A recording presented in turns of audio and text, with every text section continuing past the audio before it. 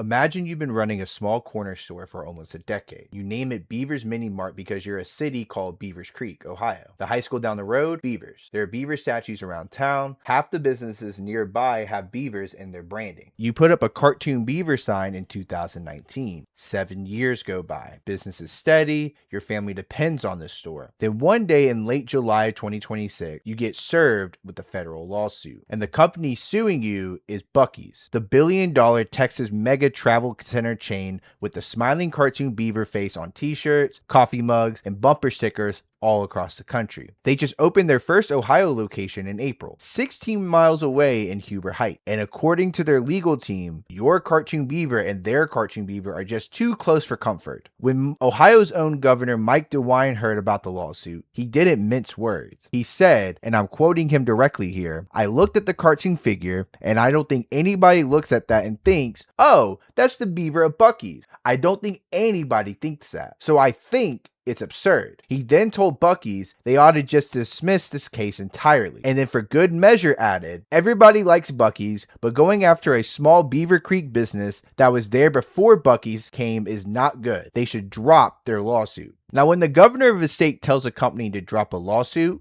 that's a news story. But what I want to do is go one layer deeper because there's a real legal federal law behind this. Buc-ee's actually has a legal argument. It's just a question of whether that argument holds up when you look at the full picture. And by the end of this video, I'm going to give you my honest take on whether Buc-ee's has a real case or whether that they're just using trademark law as a business weapon. Subscribe if you haven't already, and let's get into it. A 1946 federal law gives companies the power to sue over logos, and most small business owners have no idea it exists until paper lands on their counter. Here's how Buc-ee's is using it right now against an Ohio family store. The law Buc-ee's is pulled from is called the Lanham Act. It's been around since 1946, and it's the main federal law covering trademarks in the United States. A trademark is basically a legal claim to something to say that is mine, like your logo, your name, your mascot. Once you register it with the federal government, other businesses are supposed to stay away from anything close enough to confuse people. And Buc-ee's has been federally registered since 1982. Their smiling beaver, the name, the yellow and red coloring, all of it is locked up with the U.S. Patent and Trademark Office. Under the Lanham Act, the central question in any trademark fight is this: is there a likelihood of confusion? Could a normal person look at both logos and reasonably think that they're connected to the same company? Courts use a specific checklist to answer that question. They look at how similar the logos are,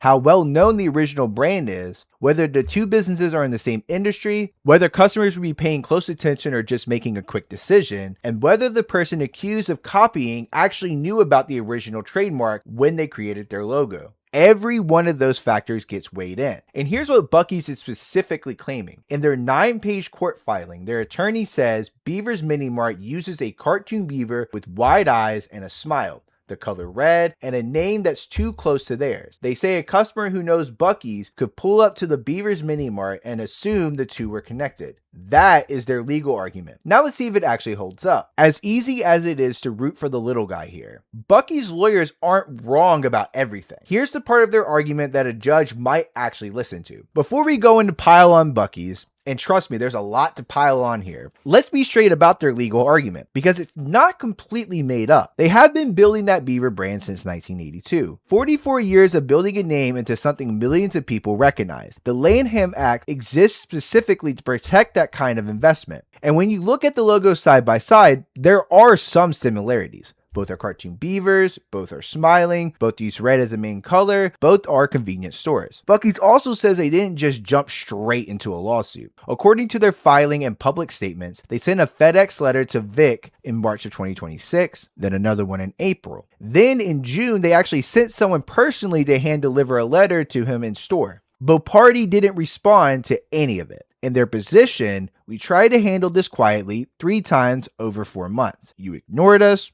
So here we are. Buc-ee's also released an official statement saying that they're not trying to bully anyone. They said, quote, that the lawsuit is not about the geographic use of beavers, but about protecting their specific brand identity. They added that they've built their reputation over decades and needed to protect it from businesses that could cause consumer confusion. That is their argument, and you can take that for what it's worth.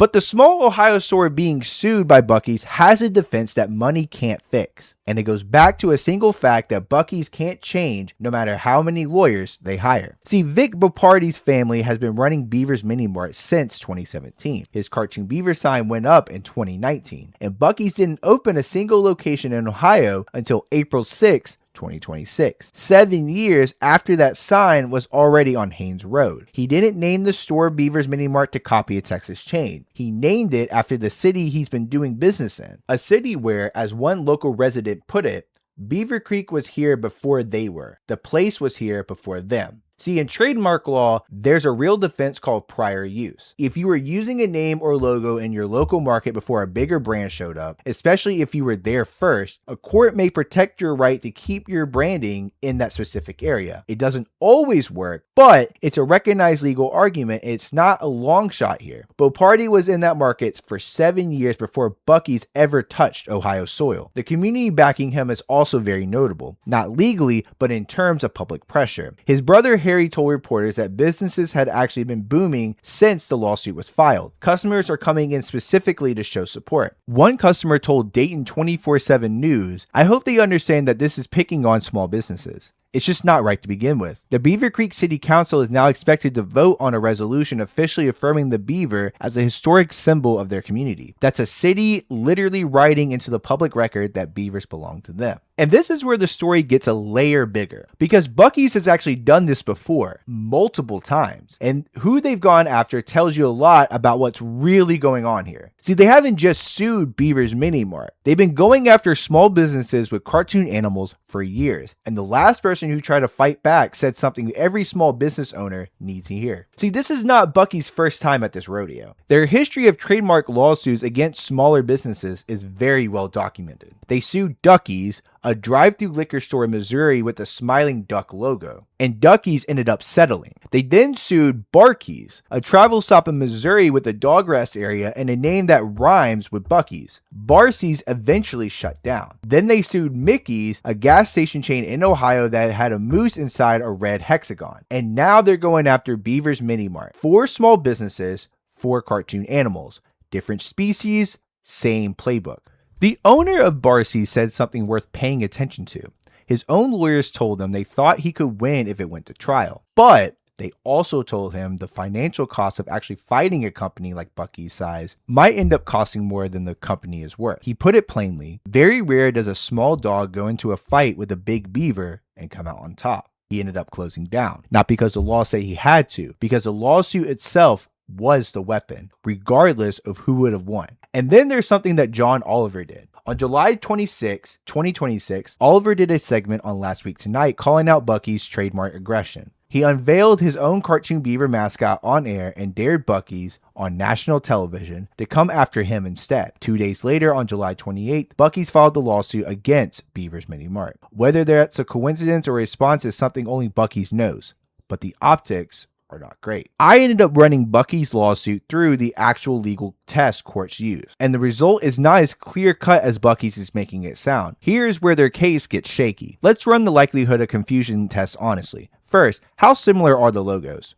Both are cartoon beavers, both smiling, both use red. That's a real similarity and it does help Buc-ee's. But courts look at the whole picture, not just one element. The names are pretty different. Buc-ee's is an invented word with a strong trademark, while Beaver's Mini Mart is basically a geographic description. Geographic names are actually harder to trademark. That partially helps Boparai. Second, how strong is Buc-ee's brand? Pretty strong, actually. 44 years of building it nationally, that clearly helps their case. Third, are these businesses really competing for the same customers? Here's where Beavercreek City Councilman Zach Upton made a great point. He told the Cincinnati Enquirer, "I can't imagine anyone would be confused by the Mini Mart and Buc-ee's. It's not even in the same ballpark." And he's right. Buc-ee's is a 74,000 square foot mega travel center on Interstate 70. Beaver's Mini Mart is just a neighborhood corner store. The actual customer experience is completely different. And fourth is timing. Boparai's sign was up in 2019. Buc-ee's wasn't in Ohio until 2026. Under the law that applies in Ohio's federal circuit, a business that was operating in a local market before a bigger brand arrived can have the right to keep using their branding in that specific area. That's called being the senior user in the territory. It doesn't always win, but in this case, with a 7-year head start in a city literally named after beavers, it's a legitimate argument that a judge is going to have to take seriously. So here's where I land. Buc-ee's has a real trademark. That lawsuit is not completely made up. There are genuine legal arguments on their side. But do I really think a regular person driving around Beavercreek, Ohio would look at Beaver's Mini Mart and think it's connected to Buc-ee's? Absolutely not. And neither does the government of Ohio, neither does the city councilman, and neither do the customers who've been shopping there for over 7 years. What I think actually is happening, and this is just my opinion, is a company using a legal tool to clear the field in new markets they're entering. When Buc-ee's moves into a region, they don't want any visual overlap with anything nearby. Not because customers are actually stupid, but because they're building a monopoly on a certain kind of branding in that space. They can afford the lawsuit too, but Boparai probably can't afford to fight it all the way to trial. That math is actually a strategy. It's not legal, but it's worth calling it out for what it is. Boparai says he's going to fight it. His community is behind him. His governor is behind him. His city council is literally about to pass a resolution saying beavers have belonged to Beavercreek long before Buc-ee's existed. Whether any of that moves a federal judge,